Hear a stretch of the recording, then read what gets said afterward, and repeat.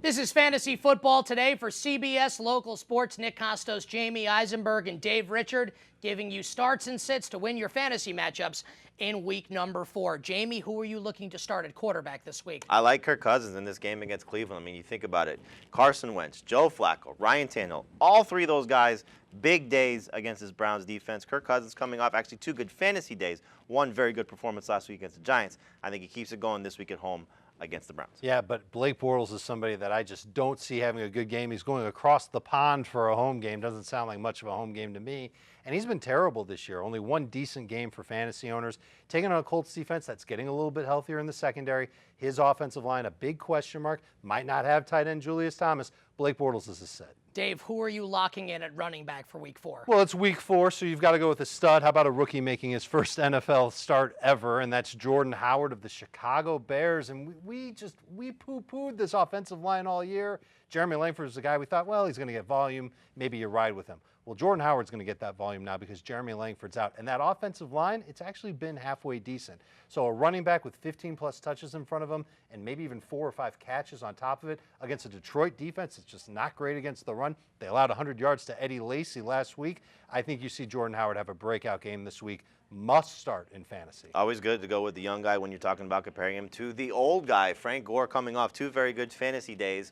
Scored in each of the last 2 games, 1 as a reception against the Broncos, 1 last week on the ground. I think this week, though, he struggles against Jacksonville. I know that sounds strange, but the Jaguars' run defense has actually done a very good job outside of the 1 game against Melvin Gordon. And they've done a good job against Gore in the 2 games that they faced him last year when he was a member of this Colts offense. I just don't see him having 3 games in a row of double-digit fantasy points. Very hard to bench him this week because of the running back situation we're dealing with, but if you can, I would. Now to wide receivers. Jamey, I know you like Kirk Cousins as your quarterback. You like any of these Redskins receivers to start? Love Deshaun Jackson, and last week's game was great that he got the touchdown against the Giants. Hit or miss history against New York, but against the Browns, I think you see him light up this defense.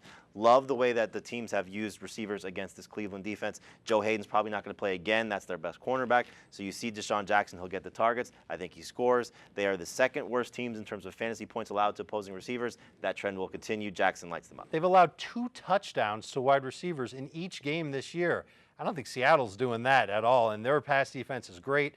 Brandon Marshall's banged up. Ryan Fitzpatrick is a guy who had 6 interceptions last week. Who knows how bad it's going to be. A lot of attention is going to be paid to Brandon Marshall this week. Fantasy owners are going to want to start him, and maybe if he gets a lot of volume, he'll be okay. But I'm talking about 7, 8 catches. I don't know if he can hang in there that long to do that. Given his injuries, I would stay away from Brandon Marshall. Dave, Saints tight end Kobe Fleener got it done this past Monday night against the Falcons. Can he get it done this Sunday in San Diego against the Chargers? I don't think fantasy owners have a choice. After seeing what they saw from Fleener last week and knowing that the Saints are going to have to throw the ball against San Diego and knowing that San Diego's linebackers and safeties just aren't up to snuff at this point, I think Kobe Fleener is going to continue to get some opportunities. Even with Willie Snead back, Fleener's got to start. I would like to see that continue because it was great to see Fleener do what we hoped he would do. And Martellus Bennett, I think the best is yet to come for him because they get somebody back in week 5. What's that guy's name?